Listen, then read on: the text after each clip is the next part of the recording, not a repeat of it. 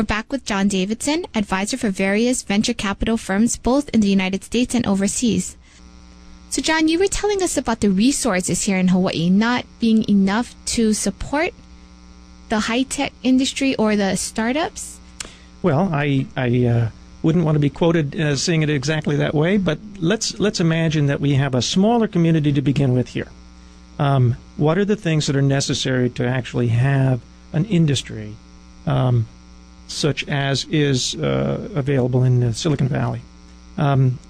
It takes a combination of things. Normally there would have to be smart entrepreneurs with good ideas that can produce some innovative thing that people would like to have. That can come from geniuses being born, but it's more likely to come from a good educational system. Now, you have a great educational system here in Hawaii, but the competitive systems on the mainland may have a leg up in terms of longevity in certain programs that they've had, size of programs, ability and capacity to hold students, ability to attract students. And that makes their universities perhaps a little more robust. So the Stanford University, for example, has produced an awful lot of entrepreneurs, good, smart kids who know when they come to school that they ought to be there in order to do what the Valley wants them to do, build companies. Okay, here in Hawaii, it hasn't been that as the principal driver of people who go to school here. Now, the programs are evolving at the UH. I say I came here to go to a program, and it was a marvelous program, and I had tremendous opportunities because the university, while being smaller than the collection of universities we just described, is still in need of all the work that anybody's going to do at any other school, but they don't have all the students to do it, so there's opportunity there, really good opportunity. But the main point we're trying to get to here is that there's a combination of things that are necessary for anybody to have this Silicon Valley style type of thing. So I mentioned education, and we go into detail, and we could come back and go into more if you'd like. We mentioned that there's got to be financial contributions. There's got to be investors in town who would participate in the growth of businesses. There's got to be some government assistance to the extent that the government can actually inspire people to invest. And there's been quite a bit of that that's been attempted here in Hawaii, and it's been very good.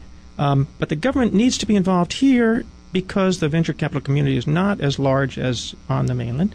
And the character of venture capital here has got to be a little bit different, too.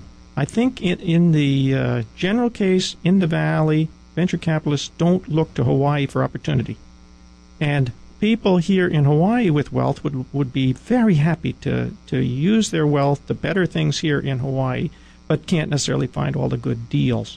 And the way to try and inspire more local investment is through the government here. So we've mentioned multiple things: entrepreneurs, educational system, the government's participation, and then the financial support of wealthy individuals or other organizations like venture capital firms, of which there are some, and some successful ones. So how did you actually get started as an entrepreneur? What's your story? Well, again, I'd love to say I thought it out in advance. I stumbled into it, I suspect. I want to give a lot of credit to the University of Hawaii again, where I was enrolled as a graduate student. So I came from the mainland, came to a fledgling computer science program, which had some very good professors that had just been brought in to try and grow the program. And these professors were able to get some research grants in order to be able to do some pretty important things. Now, in the era that I attended that school, which was just too long ago to mention on the air, the use of computers was primarily for computing. And the university here has a reputation for having contributed to the use of computers for communications. Completely different set of criteria and problems, and a lot of the inventiveness that went into early networking came from pioneering efforts that were done here at the university. So now we have a brand new branch that starts out. We call it communications and networking, and you have labeled me as such a person, and I'm pleased to be thought of as that, even though my focus isn't always communications and networking these days. That kind of thing has blossomed throughout the world to the point where we have two major things now that I would say also characterize my career. One is local area networking, and everybody has a network in the building or in their home, and the other is the Internet. And the university enabled me to get into both of those types of things. And the two companies that I formed actually focused the first on the local area networking environment and then the second on the Internet environment. So now I'm trying to get to your question, and you might be able to prompt me again to really stick to the point. But tremendous numbers of things that I attribute to the university as being the impetus for me doing a whole bunch of other things in my career. And, moving towards entrepreneurship is really a little bit a question of opportunity. Because we were in a new field to start, the communications field, it was a wide open space. And we had to think up things to do. We couldn't just copy somebody. And the thinking up is what makes me think, oh, maybe I'm an inventor. And wouldn't that be a good thing to be? And when you invent something, you'd like to be able to build it. And then you look around for, well, who will help me build this? And pretty soon you realize, well, nobody. I will have to do this myself.